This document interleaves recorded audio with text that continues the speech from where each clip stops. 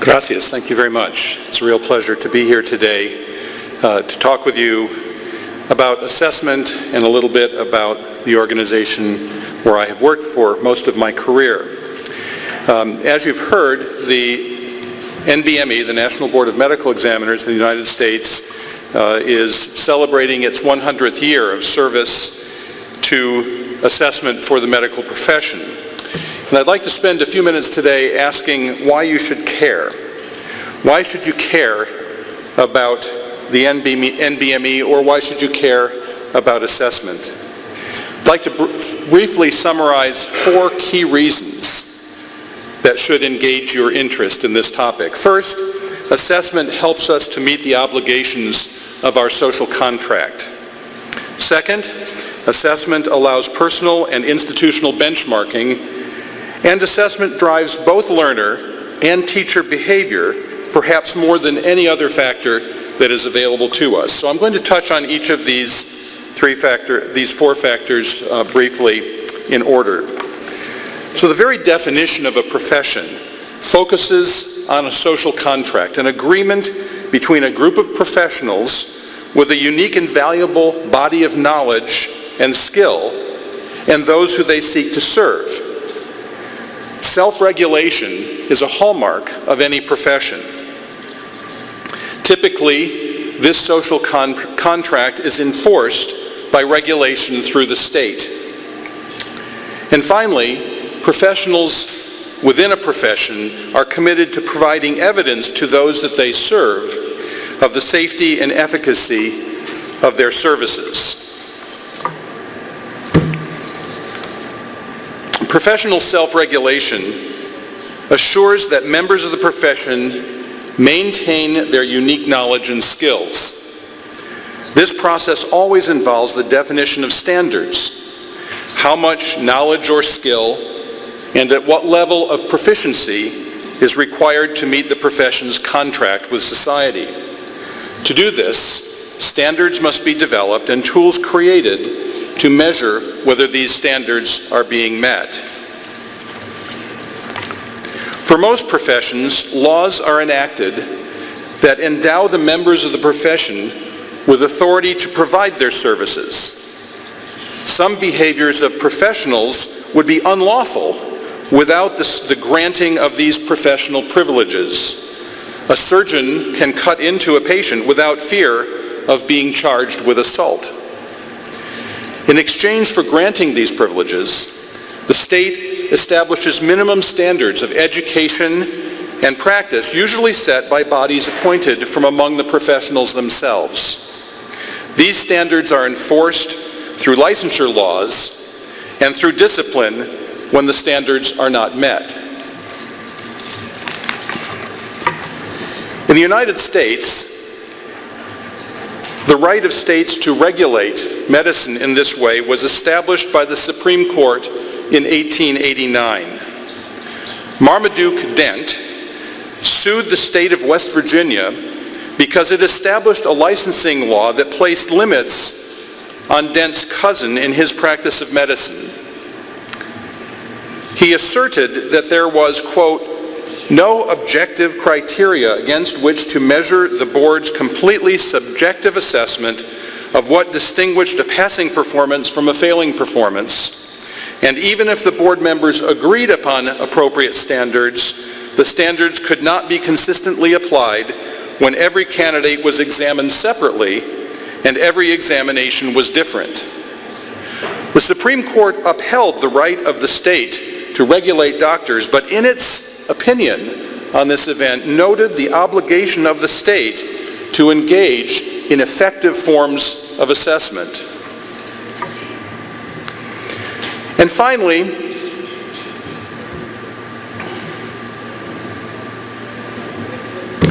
finally, as professionals, we collectively promise our patients that all of those admitted to our profession know what we need to know to guide patients in their health care.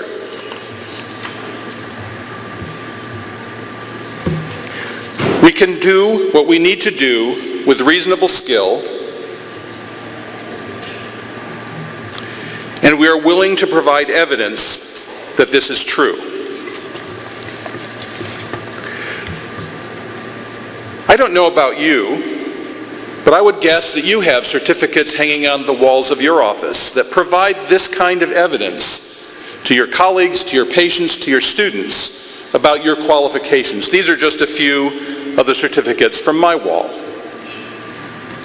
They're a way of showing our patients that we have met standards to provide effective care to them. Now, in addition to the role that assessment plays in these key attributes of a profession, it provides an important tool that allows us to evaluate ourselves. We know that individuals without external data are very poor at self-assessment. There's a large body of research that has repeatedly shown that when we try to assess ourselves without benchmarking data, we fail miserably. The same is almost certainly true of institutions, although I'm not aware of an empirical base of research that demonstrates that institutions that do not compare themselves to benchmarks, in fact, are not very good at assessing the quality of the education they provide. The only way we can effectively self-assess is to benchmark ourselves against some external standard, using the comparison to guide our self-assessment. Whether for individuals or for schools, through aggregated performance of individual students, use of benchmarks is essential for us to know how we are doing, to remediate our deficiencies, and to improve. This example from the USMLE Step 1 shows how unique the information provided for an institution from aggregated results of common assessments can be. This shows 11 schools, shown in the box plots, which have similar average aptitude of entering students as measured by the medical college admission test. They are arrayed with the lowest average MCAT score at the bottom and the highest at the top, but the difference in mean scores on the medical college admissions test between these schools is very small. They are very similar in terms of measures of the quality of their entering students. And you can see that there are substantial differences in the medians, in the position of the interquartile group of students, the size of that interquartile group, and in the complete range of student performance. Information like this for an individual school allows it to ask questions about why it is performing the way it is. These 11 schools had substantially different performance from one another despite the fact that the quality of their incoming students was nearly the same.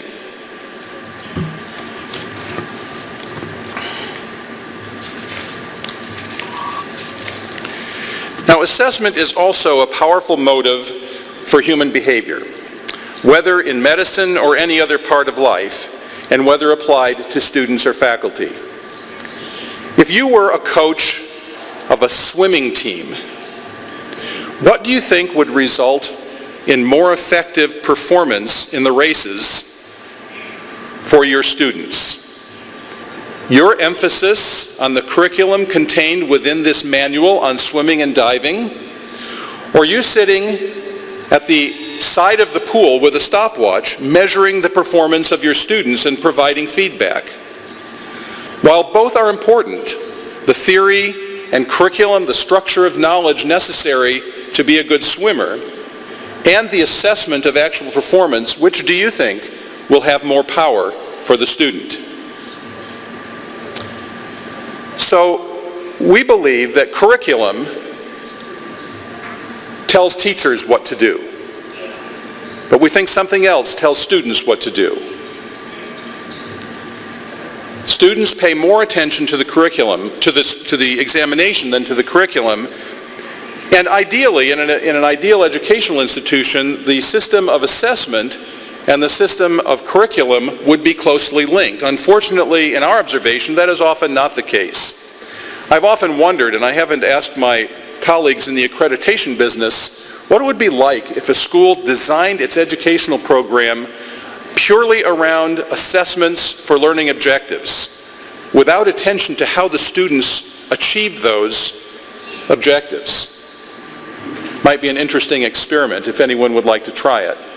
Now, students pay more attention to examinations because examinations are tools that communicate values to the students. We may say that learning something is important, but if we don't hold students responsible for knowing it, or we may say that a skill is important, but if we don't hold students responsible for showing evidence that they have that skill, the students will rapidly learn that we really don't mean what we say. So it is through our assessment that we communicate the values. And in the case of external examination systems that may provide benchmarking information, of course, faculty will be very concerned with the results of the examination because it reflects on their effectiveness and accomplishment in teaching.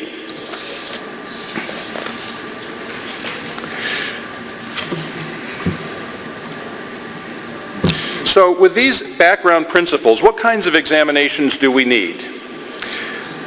There's a large body of evidence that provides the research that assessment is important, but that doesn't help us know exactly how we should do assessment. So I'd like to provide a couple of ideas about the kinds of assessment that are important. First, local examinations may be better attuned to the objectives of an individual school, region, or country, but they do not provide the benchmarking that allows self-assessment either of the student or of the institution.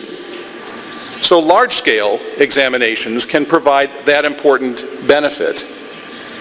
Examinations that focus on minutiae that are not important and omit critical domains communicate incorrect values to the students. This distorts the entire educational process. And measurement itself is a science. Good assessment requires careful attention to the science of psychological measurement and applications of its principles in the assessment program. The NBME, my organization, helps to try to meet these kinds of assessment needs. Throughout our 100-year history, we have helped provide high-quality measurement tools based on high-quality measurement science. We have built networks of content experts, nationally and globally, to assure consensus emerges about the appropriate emphasis, the appropriate values to be communicated through assessment. What content, what competencies should in fact be assessed.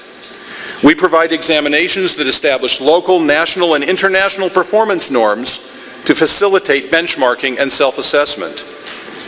And we invest heavily, this year about $13 million, in efforts to improve our current assessments and to create new, better assessments for the future.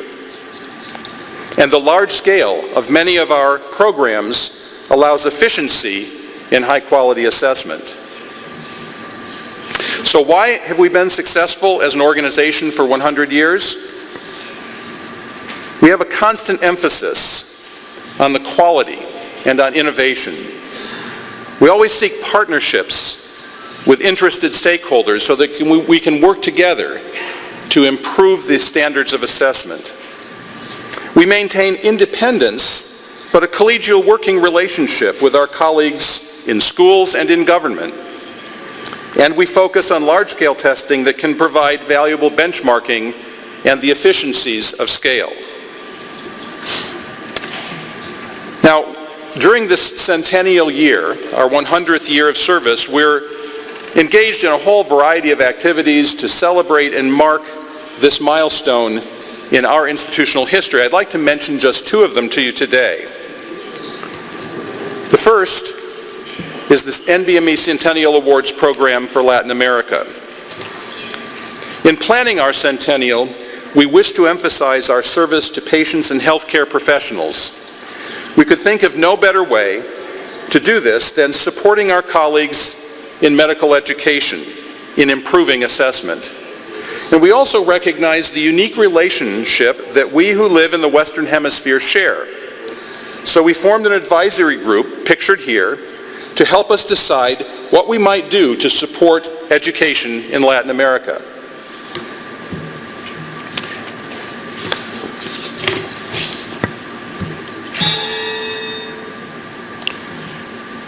Last year, at the FEPAFEM meeting in Quito, we announced our Centennial Awards program for Latin America.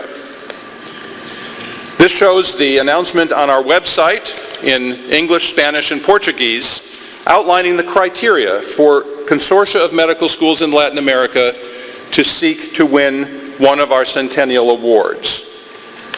The award is $50,000 over a 2-year period, in addition to staff support from the professionals at the NBME to support the award winner's goal of developing new or improved assessments.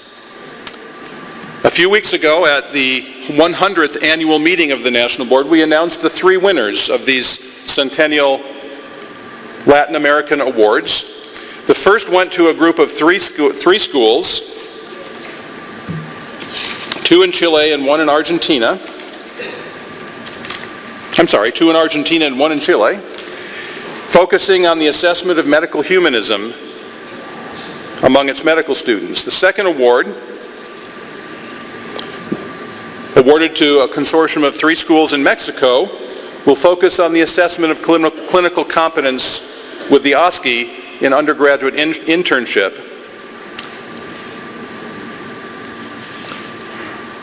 And the last, a group of 7 schools in Chile, will focus on improvement in OSCE quality to optimize clinical competency assessment of students. The second Centennial activity that I'd like to make you aware of, and if you have attended some of the workshops that we're supporting at this meeting, you may already have heard about this, but we have now put out, as available, free to anyone on the internet, a series of instructional courses on assessment. The design, the creation of assessment content, the administration, scoring, standard setting, all of the aspects of a good assessment program. These individual test modules are brief. They take 20 to 30 minutes to complete, but in aggregate, across the 30 to 40 modules that will be available by the end of this year, 10 are currently available. It's possible to cover and learn as a faculty member in a health professions school about assessment related to health professions and the best practices in how to develop your own assessment programs.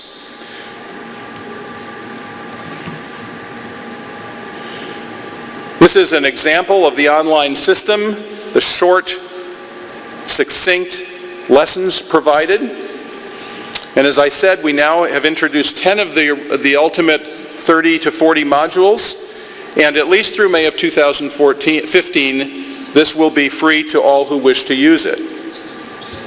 It's available from the homepage of our website at www.nbme.org, and we'd encourage you to go there, click the link, and enroll in NBMEU to pursue study of assessment.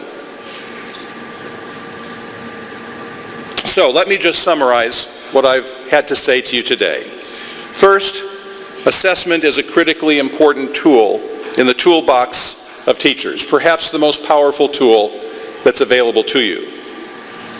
Organizations like mine and similar ones like it around the world work to support assessment in the educational process for health professionals. And after 100 years, we at the NBME are ready to help you or your colleagues improve assessment. I'd like to conclude my presentation with a short video talking about 100 years of the NBME. Okay, pop quiz. What is the NBME? What? Oh, yeah. Very prestigious organization, very influential. You don't know what you're talking about, do you? I got it. Come on, people, think. NBME. Yeah, I know what the NBME is. I don't think you know what the NBME is. That's the problem. Why are you asking me? My sister has NBME. Very itchy. Yeah, there are lots of myself and confidence here. Excellent. Here's a clue. NBME stands for National Board of Medical Examiners. Oh, shit, that's where they do the autopsies. No, the NBME does not do autopsies. Then they strip the dead bodies there. I know they do something with the dead bodies. Please, tell me, what does the NBME do? Anyone? Oh yeah, sure, I can. The NBME ensures that your doctors basically anyone on your healthcare team, have met their professional standards. The NBME protects the public's health through state-of-the-art assessments of health professionals. Wait, Julia Louis Dreyfus? How did you know that? I'm familiar with her work. Oh, look, it's Julia's dad. Absolutely right, Julia. And here's another fun fact about the NBME. It turns 100 years old this year. That's a long time making sure Dr. Dreyfus. Well, that's one way to put it. And we're not just talking about doctors and people.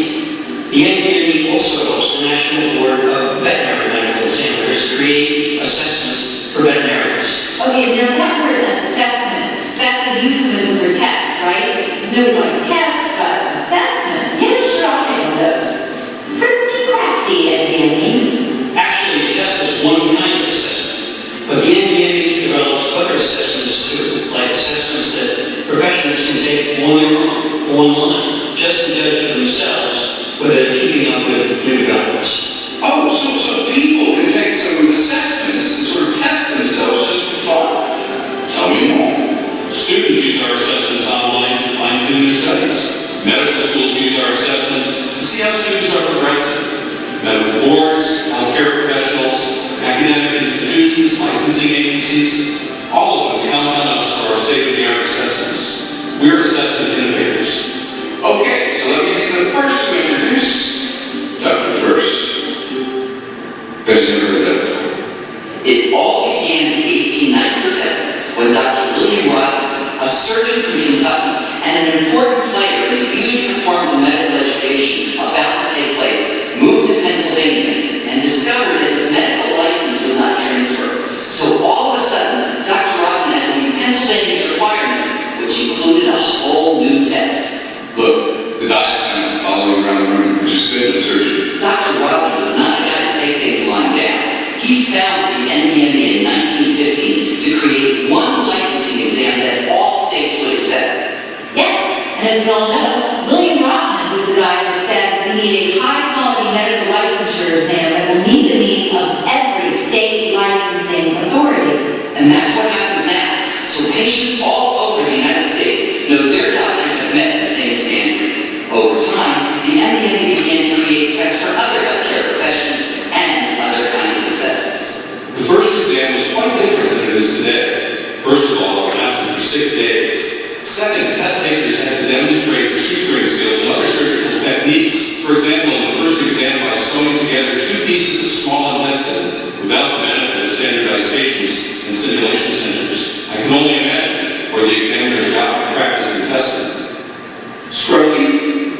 In 1954, John Hubbard, the founder of the modern NBME, led the research that changed the format from essay and oral examinations to multiple choice questions for most of the components of the test. The multiple choice format was chosen to A, be sure an exam score will be the same thing no matter when or where a person takes it. B, boost the numbers you pencil in the street. Or C, torture medical students and residents. Definitely C. Contrary to popular belief, the exam was not created to torture medical students and residents. Actually, as difficult as the USMLE is, preparing for the exam really reinforced our learning about the school. It's one of the few things that brought everything I had been learning together. They helped us with activities. I think every medical student would agree studying for and taking the USMLE is definitely a rite of passage. Use Melnick? Isn't that a Swiss breakfast? The United States Medical Licensing Examination, or the USMLE, is the exam the NBME is most known for. We dropped the clinical parts in 1964, the ones that involve procedural skills in patients. And for a long time, the USMLE was just multiple choice. In 1999, we added computer simulation of patient care decisions. And in 2004, when we were confident we could assess clinical skills with reliable results, we added an exam with standardized patients. Yes, that's when the test taker does a bunch of mock exams on people trained to act like patients with different diagnoses. For some reason, really hurts on Thursdays. Doesn't hurt now. What's today? Wednesday. No. Now, why should I trust that these assessments can really screen the doctor's confidence? The questions in all of our assessments undergo rigorous review by both professional staff. We've got almost 457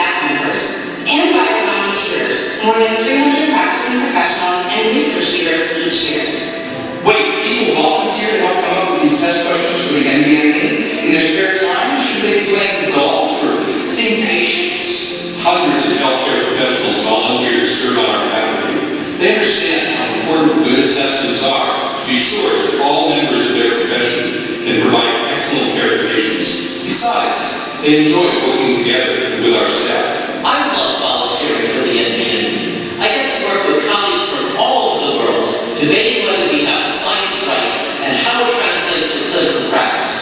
I learned so much from the on-staff professionals. Plus, on my committee, we have a tradition. When we reach the final question, we sing it in Gregorian chant. All 5-year-old boys walk to the emergency department because of their 2-hour history of vomiting, diarrhea, and abdominal pain. Abdominal pain. We really do want to help students and residents. We provide self-assessments and practice tests. It's very gratifying that governments and schools around the world want to work with us. We consult with them about how to develop curriculum and assessments that work well together, about how to write test items, and a lot more. And we learn a lot from our international partners as well. So the next time you're vacationing in Italy or Singapore and you need your gallbladder out, you know your doctor will be qualified to handle it. But I sincerely hope that doesn't happen to you on vacation. It's true, and every place is different, just like every profession is different, but they all look to us for the same thing. Quality assessments that will help them set standards and protect their citizens and anyone, including you, whether they are visiting Italy or Singapore or Brazil. The NBME is more than just a testing organization. Tests are just one tool we use to assess healthcare professionals. In the future, we'll use many more sources of information to judge the competence of healthcare professionals. More sources of information? Sounds a little suspicious. Go on. We're developing ways to gather real-world data, like from observing health professionals doing their everyday work and looking at outcome measures from patients' medical records. We'll combine this real-world data with information from tests so that we can provide a more complete answer to the key question each patient should ask. Does my clinician have all the competencies relevant to provide good care for me? That's a good question you asked. In addition to observing individual doctors, we'll also look at healthcare teams and institutions, and we'll develop tools to assess healthcare professionals throughout their careers. That sounds good to me. Julia, anything else you'd like to add? I do have something to add, actually. Wherever they are, the NBME is proud that its mission to protect the health of the public has remained the same for the last 100 years. Well, I don't think there's any confusion about the NBME. They don't play professional basketball, nor have you seen them in concert, not yet at least, and they do not handle dead bodies. The NBME keeps living people safe around the world. So here's to the National Board of Medical Examiners. Happy 100th birthday, NBME. You don't live a day over 99.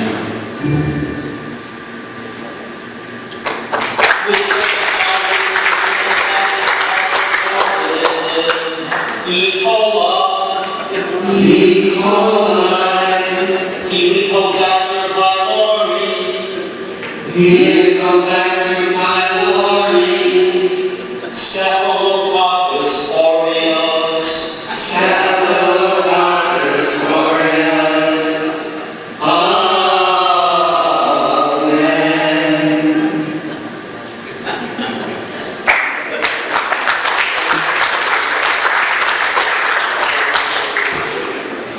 Si tenemos alguna pregunta, hay 5 minutos para ellas.